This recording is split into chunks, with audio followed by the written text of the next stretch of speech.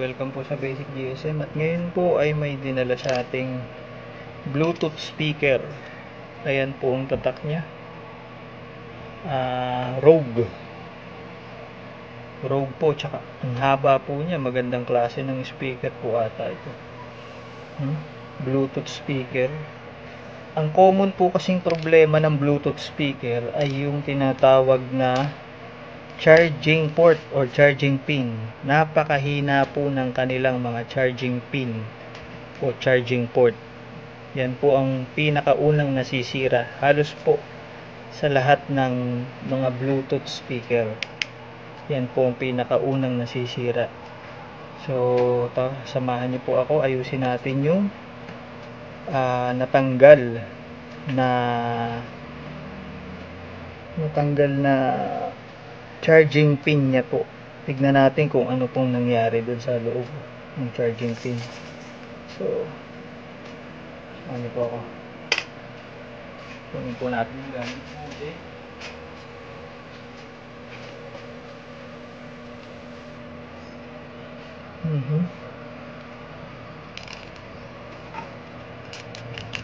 Naririnig nyo po.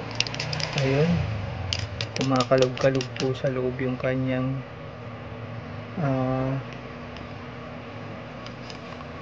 so ito po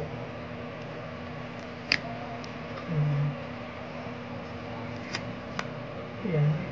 So tatanggalin po muna natin yan dito po sa ibabaw. Nilagay po natin dito, gumugulong-gulong yan. So ang gagawin po natin, checkin po natin yung part kung saan natin siya dapat tanggalin or hiwalay. So checkin po natin tong part na to, takip. Ayan. So wala po tayong paghihiwalayan sa kanya dyan o pagbabaklasan. So lagay muna natin yung takip niya dito sa may gilid. So sa kabilang side, so wala rin po, gaya na nakikita nyo, kasi nakabalot po siya nitong pinaka tela na parang net. So kung sakali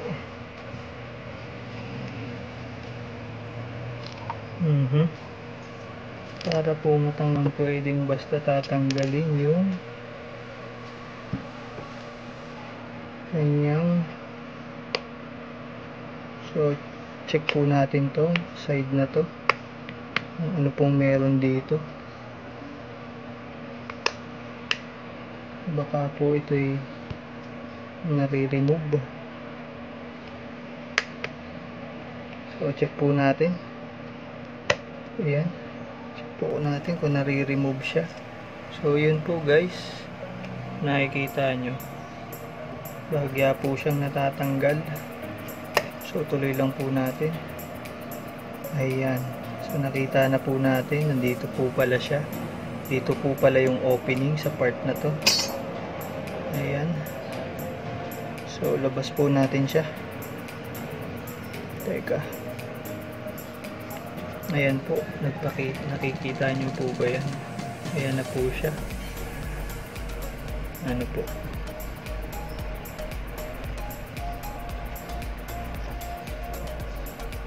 So uhugutin po natin to. Try po natin yun na iangat. Baka po tayo na paangat. Dahan-dahan.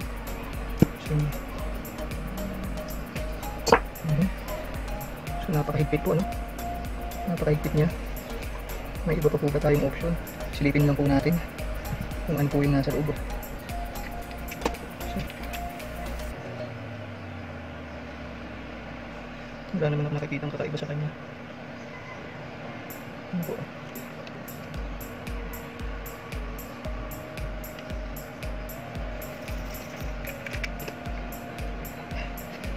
Gawin po natin. So guys, ito po, tinakap na po natin at lumabas na po yung kanyang charging pin. Guys, kung nakikita nyo po, yung charging pin niya ay putol po yung dalawang paa na nakakapit sa kanya. Yan guys, yung dalawang paa sa gilid, ito po, putol. Yan. May paa po yan dyan na nakatusok dun sa board. Yan, yung dalawang yan. So putol po siya, putol. Wala po. Kaya bumigay po yung yung charging pin niya. So ngayon po sobrang pagkakadikit po nito, po. So sinecheck po natin kung paano natin siya dahil sobrang nga po ito. So makikita niyo po, may lock po siya dito na plastic, nakasagad po talaga. Ang ginawa ko po, tinanggal ko po yung plastic po na nakaharang dito, yung pinakalock niya. Inuka ko po ng soldering. Konti lang naman po yun, napakaliit lang na portion ng plastic na tinabas natin para lang po may labas natin yung board. So subukan po natin na ilabas na natin yung board kasi hindi po natin siya magagawa unless may labas natin yung board. So ayan po, sa dalawang gilid lang po, kailangan po kasi may labas yung board. Ayan, yun po yung lock niya. Talaga po matigas lang. So try po natin hilahin kabila pa. Ayan, so gumalaw na po. Ayan po, natanggal na po yung lock niya, po. Ayan, so tanggal na po natin yung lock dito. Dito sa kabilang side, tingnan po natin, medyo nakalock pa po. Iba po natin itong gilid, yung lock niya, kasi nandito po yung kanyang opening. So kain na po natin ang lagyan lock. Hindi po kasi natin ito gagawin, hindi po natin mailalabas yun. Hindi naman po pwedeng tanggalin natin yung net para po makuha lang natin siya. So sumasabit pa po, yun po, medyo malalim pa yung lock niya. So ano lang po natin dun sa gilid, ayun, so lang po natin ang gilid niya na to para po magka-opening dun sa pinagaan na lock. So yan, so makita na po natin yan. Ayun po, so kung nakikita nyo po yun, yung lock niya, may harang po yan dito sa gilid. Ayun, kasi po dito maliit yung size, bigla pong lalaki dun. So para mailabas po natin siya, kailangan po natin ihaba rin yung lock, extend natin yun. So try po natin hilahin kung sasama na, sumasama na po ng bahagya. So ayan, kita nyo po guys, yung korte nya, ito po. So yung plastic po hanggang dito nakalock, hanggang dyan po nakalock yung plastic dun sa loob. So tinanggal natin yung plastic dito na pinakalock nya sa dalawang side para po mahugot natin siya, ano po, kasi yun lang po yung way para maayos po natin siya, no? Muli po yung tatak nya ay Rogue Bluetooth speaker po ito. So tuloy na po natin.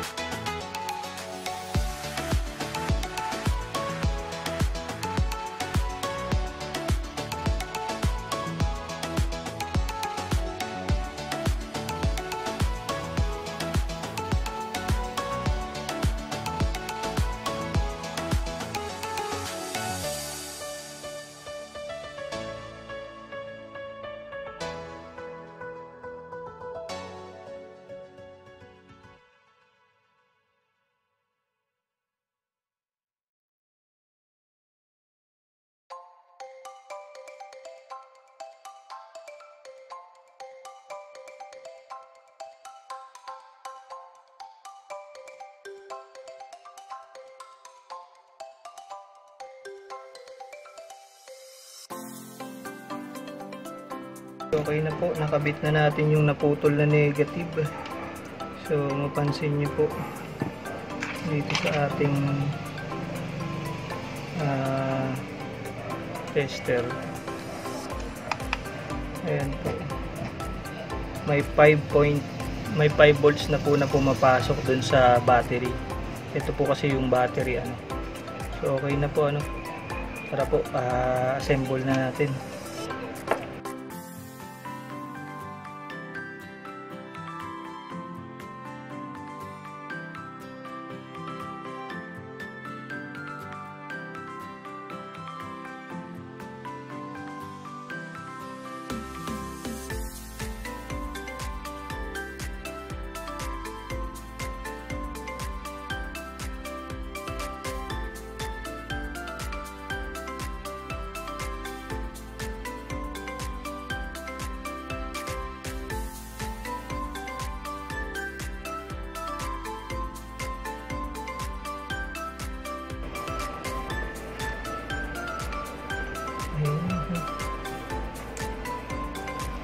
Hindi po pala natin na-record yun.